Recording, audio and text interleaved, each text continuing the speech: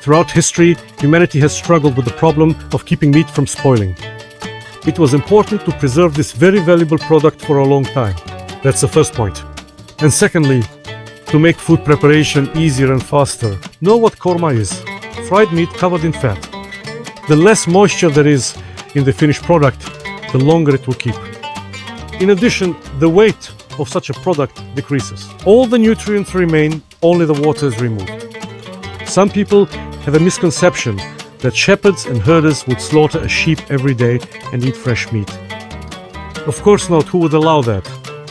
Besides, sheep were only slaughtered at a strictly defined time of year. In the fall before the winter shortage of feed. Here I have beef. The meat is actually quite fatty, so I won't be adding any extra fat at all. Korma can generally be prepared in two different ways. First, by rendering the fat slowly, and then by frying the meat afterward. But in the southern regions of Azerbaijan, the meat is first simmered in water. Then the water evaporates, the meat is fried, and it is covered with clarified butter. Well, it's just that there's more clarified butter there than kale fat. Besides, this method is better suited for Azerbaijani cuisine. Do you see what I have here? Just fat and lean meat. So where did the bones go? Where did the trimmings go? Here is the broth, which was made from those very bones. The broth will also eventually evaporate. And where will all the nutrients and all the flavor remain? On the meat, the finished product, and the fat contained in this meat is more than enough. All the details of making korma, hundreds of secrets, dozens of very delicious recipes, all of this can be found in my book Kazan, a culinary self-teacher. With this book, your life will become much tastier. And for now, I have about an hour and a half, maybe two left to stir this meat quite frequently. I won't even skim off the foam. We skim off the foam when we want to get a clear broth. But in this case, it's important for us to preserve all the nutrients in the future preparation. By the way, you should only salt the korma halfway at first, because even the water from the meat will evaporate, and the amount of meat will decrease significantly both in volume and in weight. If you salt it fully right away, as usual, the korma will end up a bit too salty. You see, all the moisture is gone.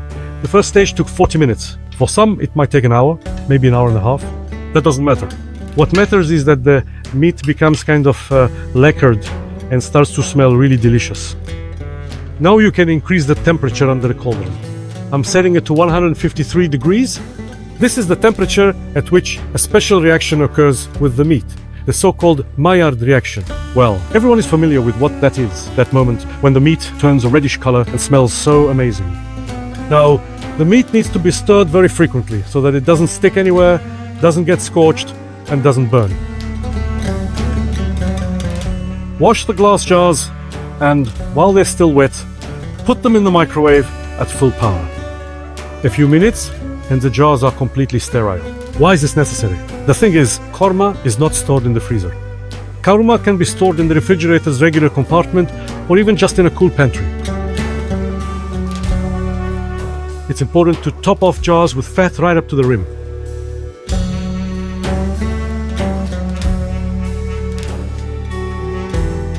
Give it a minute for all the air bubbles to escape, then you can seal it.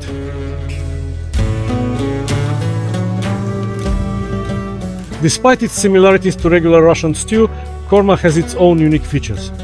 With korma, you can prepare 70% of the dishes we usually cook in a Kazan, starting with pilaf.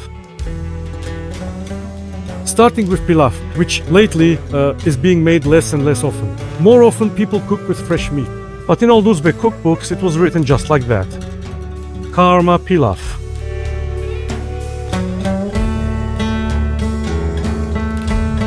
Pilaf, shurpa, or anything else made from korma acquires a rather rich, intense flavor.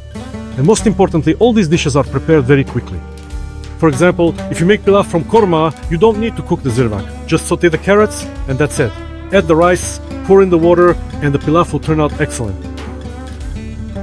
Half-liter jars are optimal for storing korma. You should keep in mind that it is important to note that each half-liter jar contains 1 kilogram of fresh raw meat. I have just about as much korma left in my kazan as would fit in a half-liter jar. I add a little water.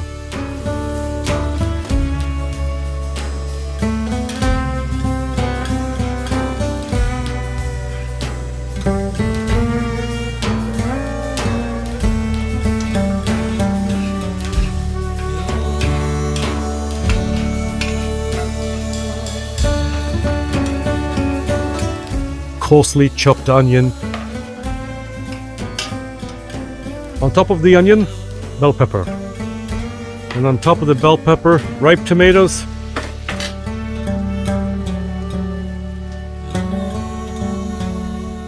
We salted the meat itself when we cooked the korma, but why not salt the vegetables as well?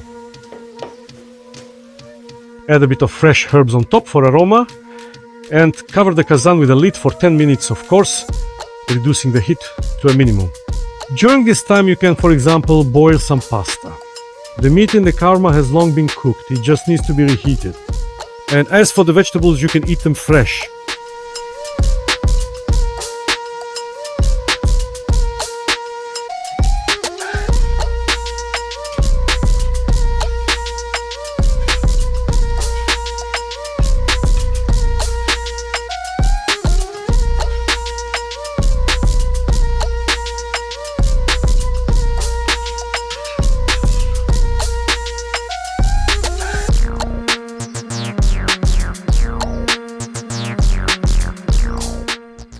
The book Kazan once won the Grand Prix at a culinary book competition in Beijing.